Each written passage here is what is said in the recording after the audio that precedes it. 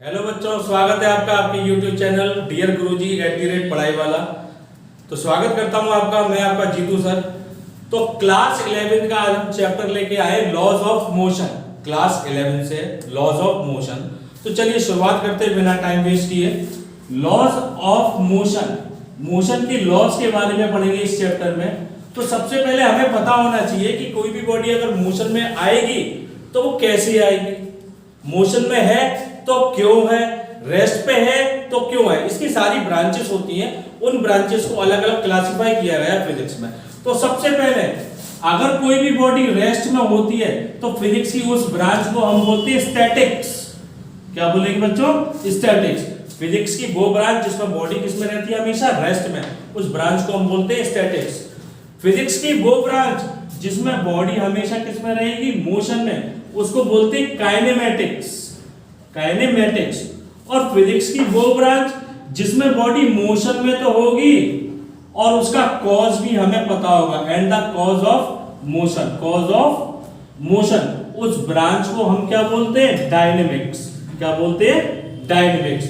तो डायनेमिक्स क्या होती है? फिजिक्स की वो ब्रांच जिसमें हम किसके बारे में पढ़ते हैं, मोशन के बारे में और उसकी कॉज के बारे में। कॉज का मतलब है कि कोई भी बॉडी मोशन में कैसे आई है, उसकी कॉज के बारे में, उस ब्रांच को हम बोलते हैं डायनेमिक्स। क्या बोलेंगे बच्चों? डायनेमिक्स। ना अब उसके बाद हम पढ़ते हैं फोर्स, जो हम बचपन से पढ़ते आ रहे हैं। फोर्स क्या होता है? किसी भी बॉडी को पुश कर देना या पुल कर देना। फोर्स क्या होता है बच्चों? किसी भी बॉडी को क्या कर देना, पुश और पुल। किसी भी बॉडी को अगर हम पुश कर रहे हैं या पुल कर रहे हैं तो उस पर क्या लगता है, फोर्स। अब पुश और पुल करने से होता क्या है, जैसे कोई भी बॉडी ले ली मैंने, अगर मैं इसको धक्का दे रहा हूं तो ये क्या हो जाएगी, अपनी स्टेट को चेंज कर देगी। Change the state of rest, change the state of rest. और अगर कोई फुटबॉल है जैसे मोशन में आ रही है और अगर मैं इस पे भी फोर्स लगाऊं तो ये मोशन की बॉडी किस में आ जाएगी, रेस्ट में। किस में आ जाएगी? रेस्ट में। तो किसी भी बॉडी पे फोर्स लगाने से क्या होता है, तो कोई भी बॉडी अगर रेस्ट में है तो किस में आ जाएगी, मोशन में, और मोशन में है तो किस में आ जाएगी, रेस्ट में। या हो सकता है उसकी डायरेक्शन क्या हो जाए, चेंज। डायरेक्शन क्या हो जाए, चेंज। उसको हम क्या बोलते हैं, फोर्स। क्या बोलते हैं? फोर्स। अब इसको डिफाइन कैसे करते हैं? फोर्स जो है बराबर होता है product of mass and acceleration of the body. Acceleration of the body. Product is defined as, force is defined as the product of mass and acceleration of the body. तो F equal to mass को m से, acceleration को a से। इन vector form, अगर हम vector form में लिखते हैं इसको तो वेक्टर फॉर्म में कैसे लिखेंगे? फोर्स एक वेक्टर क्वांटिटी है, मास m स्केलर है और एक्सेलरेशन भी कैसी क्वांटिटी है, वेक्टर। तो ये होती है इसकी वेक्टर फॉर्म, ये होती है इसकी वेक्टर फॉर्म, राइट। अब इसकी SI यूनिट की बात करते हैं। SI यूनिट जो होती है फोर्स की क्या होती है, न्यूटन। क्या होती है बच्चों? न्यूटन। SI यूनिट फोर्स की क्या होती है, न्यूटन। अगर इससे आप ड्राइव करोगे तो दूसरी SI यूनिट मास की क्या होती है, kg। एक्सेलरेशन की क्या होती है, metre per second square, metre per second square. तो दो यूनिट आती है, एक SI यूनिट हो गई आपकी न्यूटन और दूसरी क्या होती है, kg metre per second square. अगर हम CGS यूनिट की बात करते हैं तो CGS यूनिट होती है इसकी डाइन। ये डाइन वो भूतनी वाला नहीं है, ये डाइन CGS यूनिट है। और इसकी अगर दूसरी CGS की बात करें तो kg की जगह आ जाएगा ग्राम, मीटर की जगह सेंटीमीटर सेकंड स्क्वायर। तो ग्राम सेंटीमीटर पर सेकंड स्क्वायर। SI यूनिट दो होती है, एक होती है न्यूटन और दूसरी होती है बच्चों kg metre per second square. और CGS यूनिट क्या होती है, डाइन, और दूसरी होती है ग्राम पर सेंटीमीटर स्क्वायर, राइट। अब नेक्स्ट जो है टॉपिक है इनर्शिया। इनर्शिया क्या होता है? ये वो प्रॉपर्टी होती है किसी भी बॉडी की कि अगर किसी बॉडी पे कोई भी फोर्स नहीं लगता, if no external force act on a body, तो अगर कोई बॉडी रेस्ट पे है तो रेस्ट पे रहेगी, मोशन में है तो मोशन में रहेगी। उस प्रॉपर्टी को हम क्या बोलते हैं, इनर्शिया। क्या बोलते हैं बच्चों? इनर्शिया। किसी भी बॉडी की वो प्रॉपर्टी, अगर कोई बॉडी रेस्ट में है तो रेस्ट में रहेगी और मोशन में है तो मोशन में रहेगी, उस प्रॉपर्टी को हम क्या बोलते हैं, इनर्शिया। क्या बोलते हैं बच्चों? इनर्शिया। इसको मेजर किससे करते हैं? इनर्शिया को जो हम मेजर करते हैं, it is measured by the mass of the body. इसको किससे मेजर करते हैं? मास ऑफ द बॉडी से, mass of the body. Measure किससे करेंगे इनर्शिया को? बॉडी के मास से, बॉडी के मास से। अब जितनी हैवी बॉडी होगी, जितनी हैवी, मास ज्यादा होगा तो इनर्शिया भी उसका क्या होगा? ज्यादा होगा। यानी जितनी हैवी बॉडी होगी उतना ही ज्यादा क्या होगा? इनर्शिया। जितनी हैवी बॉडी होगी उतना ही ज्यादा क्या होता है उसका? इनर्शिया। चलिए रिपीट करते हैं स्टार्टिंग से। फिजिक्स की वो ब्रांच जिसमें हम किसके बारे में पढ़ते हैं कि कोई भी बॉडी मोशन में है और उसका कॉज, उसे हम बोलते हैं डायनेमिक्स। क्या बोलते हैं? डायनेमिक्स। फोर्स क्या कहता है? किसी भी बॉडी को पुश कर देना या पुल कर देना, तो उससे क्या होगा? स्टेट ऑफ रेस्ट चेंज होगी, स्टेट ऑफ मोशन चेंज होगी और उसकी डायरेक्शन चेंज होगी। उसे हम बोलते थे फोर्स। फोर्स का फॉर्मूला होता है मास इनटू एक्सेलरेशन।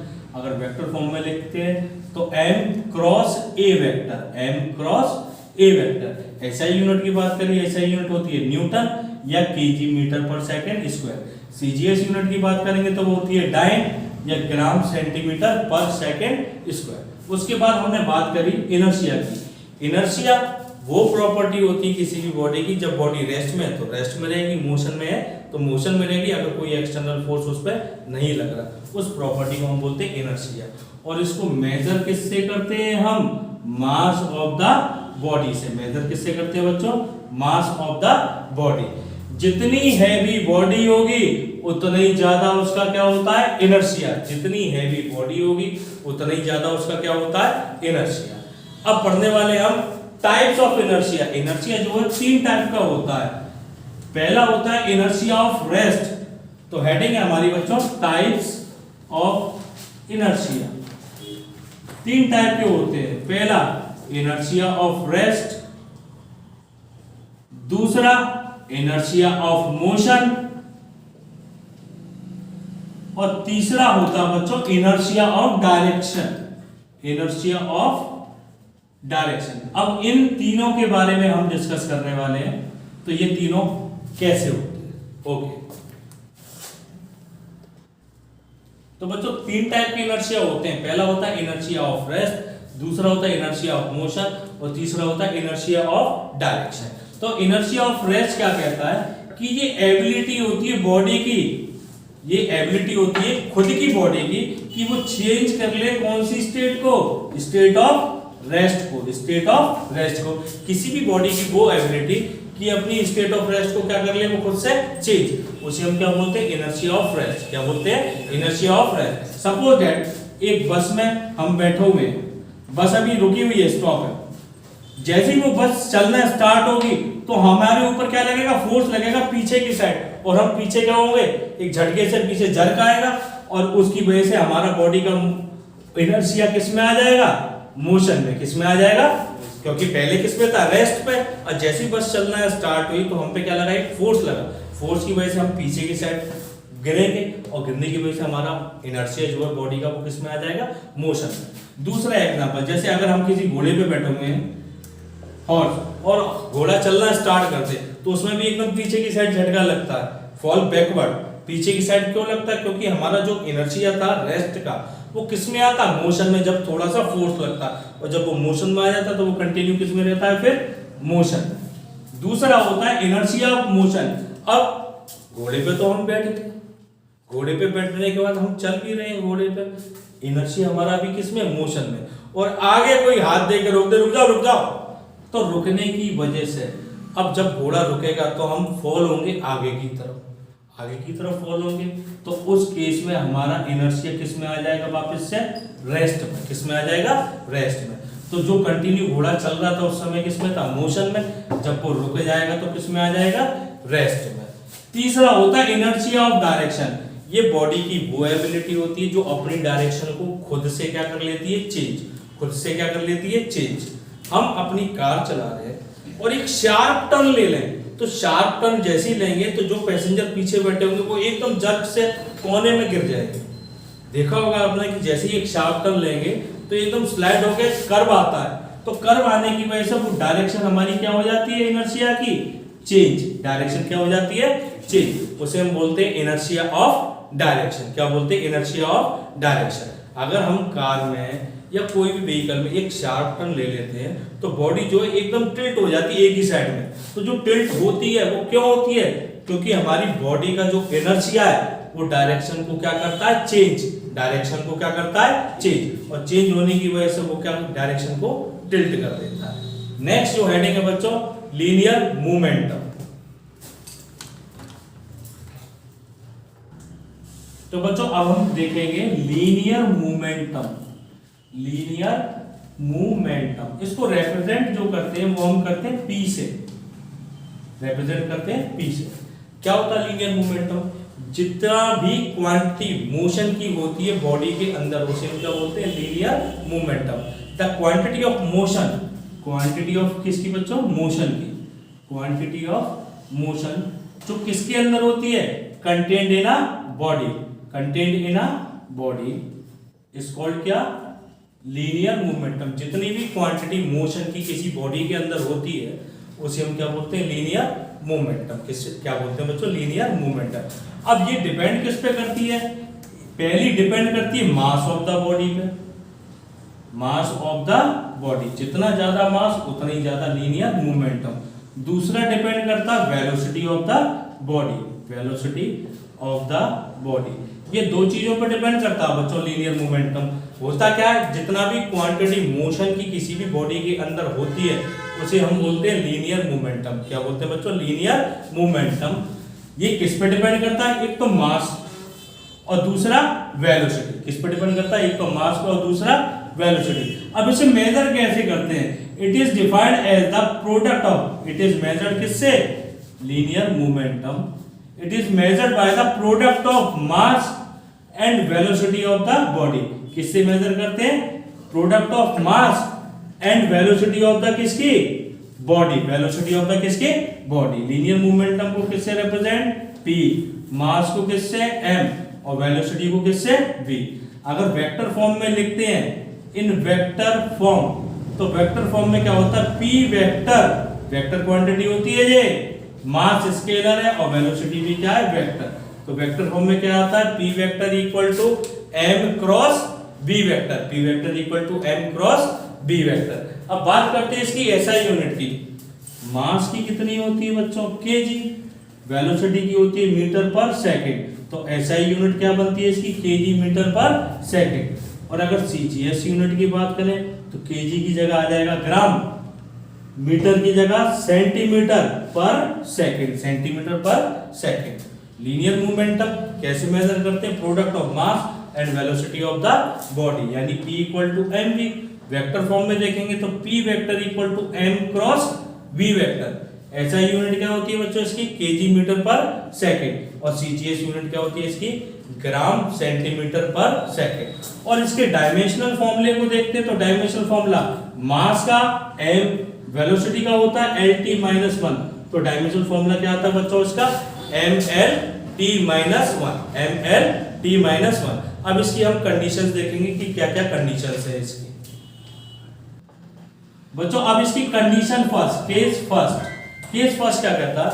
अगर कोई दो ऑब्जेक्ट है जिसका मास है m1 और m2, m1 और एक A ऑब्जेक्ट ले लिया और एक B ऑब्जेक्ट, मास m1 और मास m2, सेम वेलोसिटी से मूव कर रहे हैं, इसकी भी V और इसकी भी V, लेकिन इसका मोमेंटम है P1, इसका मोमेंटम है P2। तो मोमेंटम का हमने फॉर्मूला क्या पढ़ा? P equal to mv।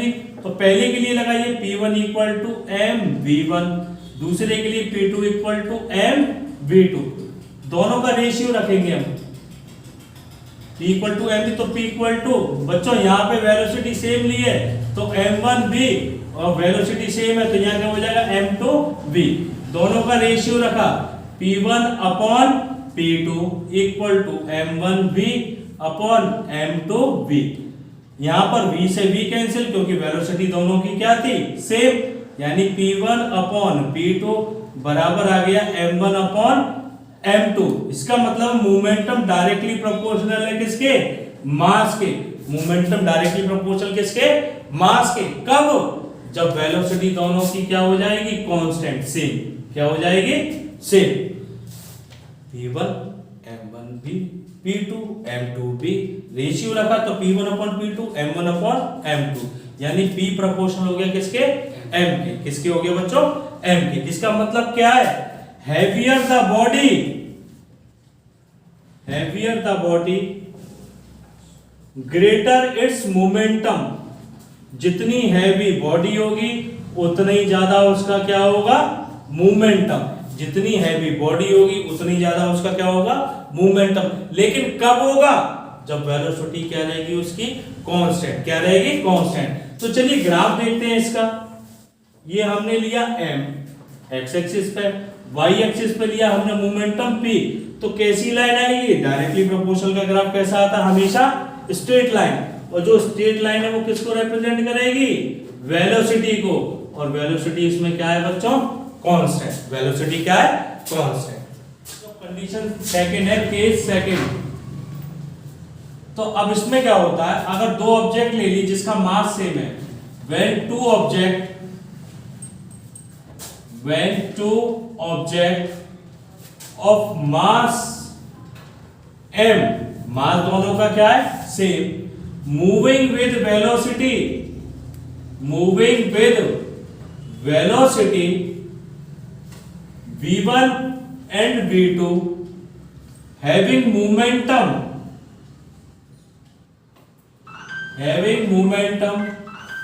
p1 and p2।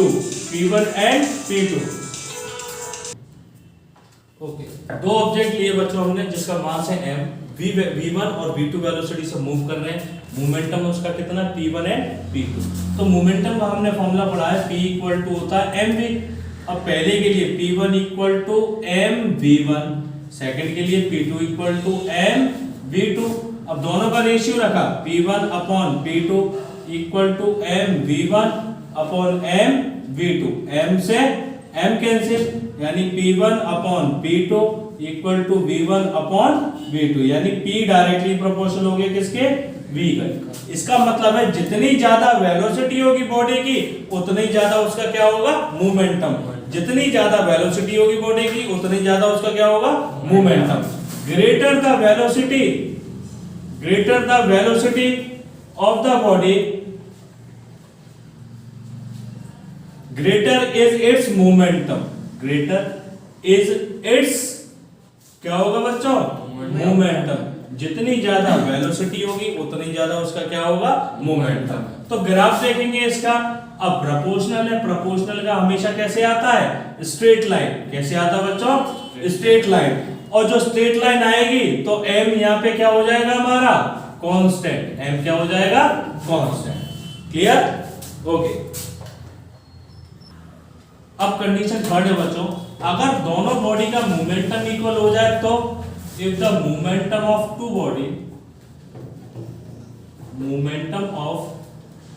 Bodies are equal. अगर दोनों बॉडी का मोमेंटम इक्वल हो जाए, यानी p1 इक्वल टू p2 बराबर हो जाए, तो p1 का फॉर्मूला m1 v1, p2 का m2 v2। अब रेशियो रखते m1 अपॉन m2 नीचे लेके आए, v2 अपॉन v1। तो हमें दिख रहा है m1 ऊपर तो v1 नीचे, m2 नीचे तो v2 ऊपर। इसका मतलब है m इनवर्सली प्रोपोर्शनल हो गया v के, यानी जितनी ज्यादा हैवी बॉडी होगी उतना ही कम उसकी क्या होगी, वेलोसिटी। जितनी हैवी बॉडी होगी उतना ही कम उसका क्या होगा, वेलोसिटी। यानी एक भारी आदमी और एक हल्का आदमी, भारी आदमी कम धीरे भागेगा, हल्का आदमी तेज भागेगा, क्योंकि उसकी वेलोसिटी क्या होगी, ज्यादा। इट मींस, इसका मतलब heavier the body minimum is the velocity, minimum is the क्या होगी उसकी बच्चों, वेलोसिटी। अगर इसका ग्राफ देखते हैं इनवर्सली का, तो इनवर्सली का हमेशा कर्व आता है। इनवर्सली का क्या आता है बच्चों, कर्व, क्योंकि ये वेरी कर रहा है। इनवर्सली का कैसे आएगा, कर्व। क्लियर बच्चों,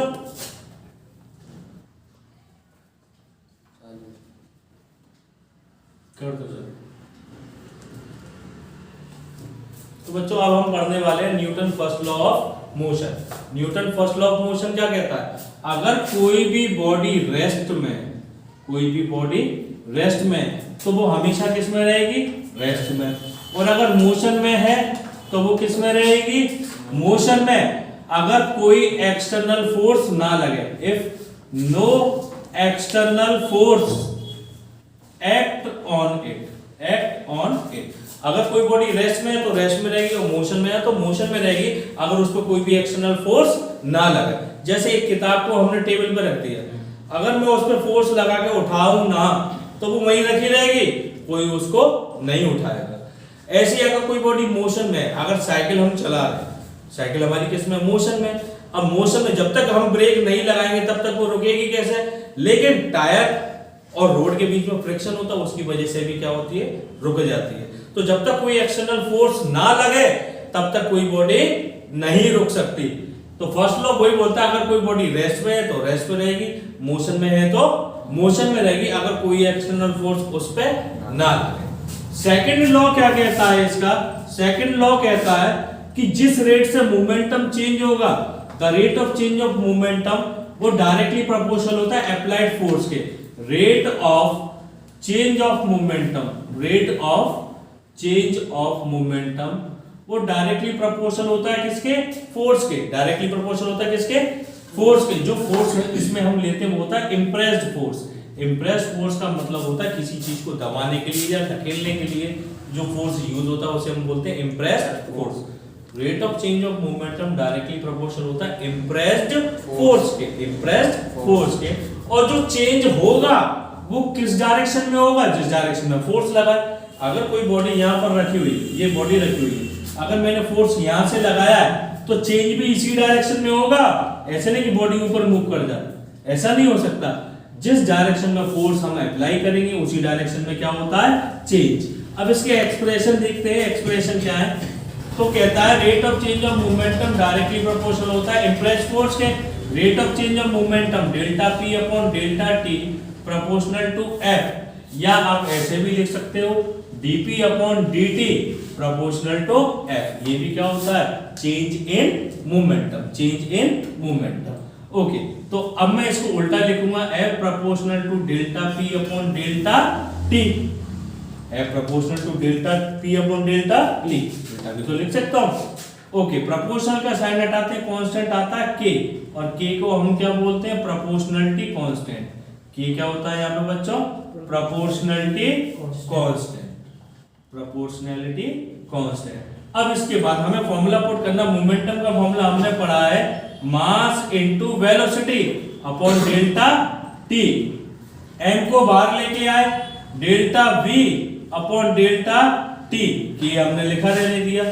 change in velocity upon time हमारा क्या होता है, acceleration. Change in velocity upon time क्या होता है बच्चों, एक्सेलरेशन। तो जो f है, f equal to k, m लिखा रहने दिया। Change in velocity upon change in time क्या हो गया हमारा, एक्सेलरेशन।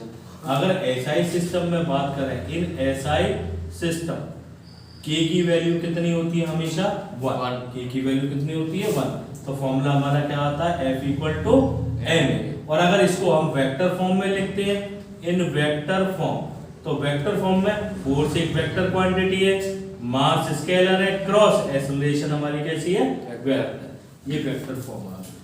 सेकंड लॉ कहता है rate of change of momentum directly proportional to impressed force, delta p upon delta t proportional to f, या dp upon dt proportional to f। उल्टा लिखा मैंने, p की जगह फॉर्मूला लिखना है mv, mass into velocity.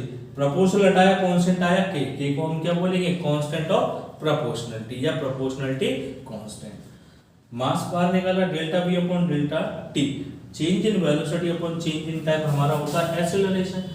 SI system में k की वैल्यू होती है 1, तो f इक्वल टू क्या आ गया हमारा, ma।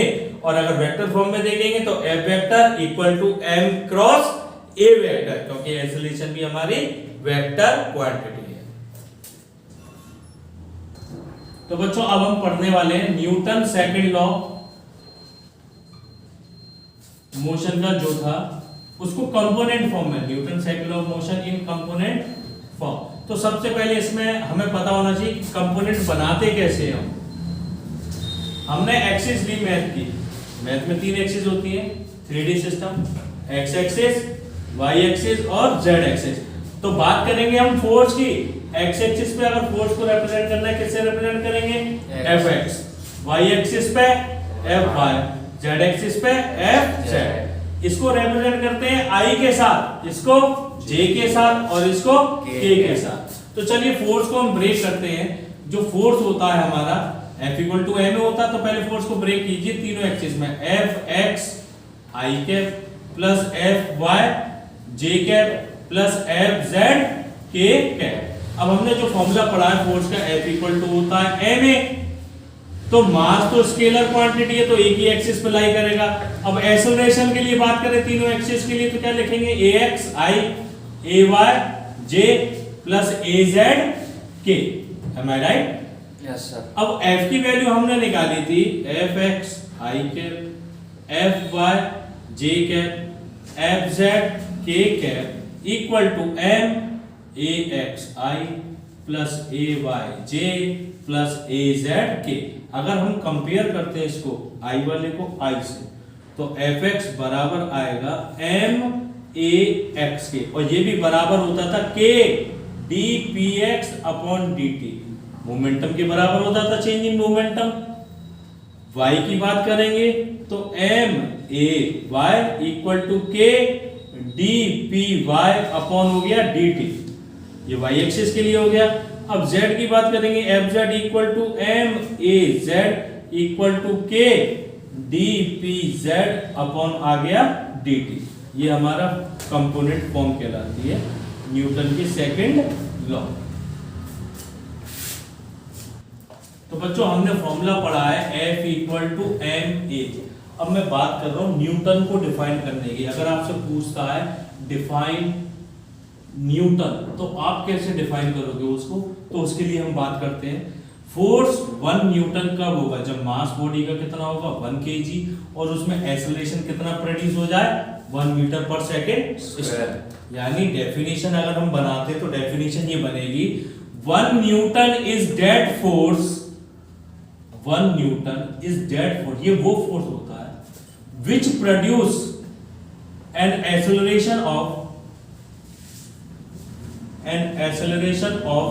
कितना 1 मीटर पर second square in a body of मास कितना 1 kg, ऑफ मास कितना बच्चों 1 kg। यानी हम बोले कि 1 न्यूटन क्या होगा, 1 न्यूटन वो फोर्स होता है जो किसी भी बॉडी में कितना एक्सेलरेशन प्रोड्यूस कर दे 1 मीटर पर सेकेंड स्क्वायर, जिस बॉडी का मास कितना हो 1 kg, कितना हो 1 किलो की बॉडी में अगर एक्सेलरेशन 1 मीटर पर सेकेंड स्क्वायर का आ रहा है तो फोर्स भी उस पे कितना होगा 1 न्यूटन। कितना होगा बच्चों 1 न्यूटन। दूसरी, अगर आपसे पूछे सीजीएस सिस्टम में, न्यूटन तो हमारी कैसी थी ऐसा ही, अगर सीजीएस में पूछता तो सीजीएस में हम क्या बोलते थे डाइन, क्या बोलते हैं बच्चों डाइन, तो डिफाइन करना 1 डाइन। अब केजी की जगह क्या आ जाता है इसमें ग्राम, और मीटर पर सेकंड स्क्वायर की जगह आ जाता है सेंटीमीटर पर second square. Same as it is 1 dyne is that force, 1 dyne is that force which produce an acceleration of कितना बच्चों 1 सेंटीमीटर पर सेकंड स्क्वायर। अब कितना हो जाएगा 1 सेंटीमीटर पर second square in a body of mass, mass कितना होगा उसका 1 ग्राम। 1 डाइन वो फोर्स होता है जो प्रोड्यूस करता है एक्सेलरेशन किसी भी बॉडी में, कितना एक्सेलरेशन प्रोड्यूस करेगा 1 सेंटीमीटर पर सेकंड स्क्वायर, जिसका मास कितना होगा 1 ग्राम, कितना होगा 1 ग्राम। क्लियर?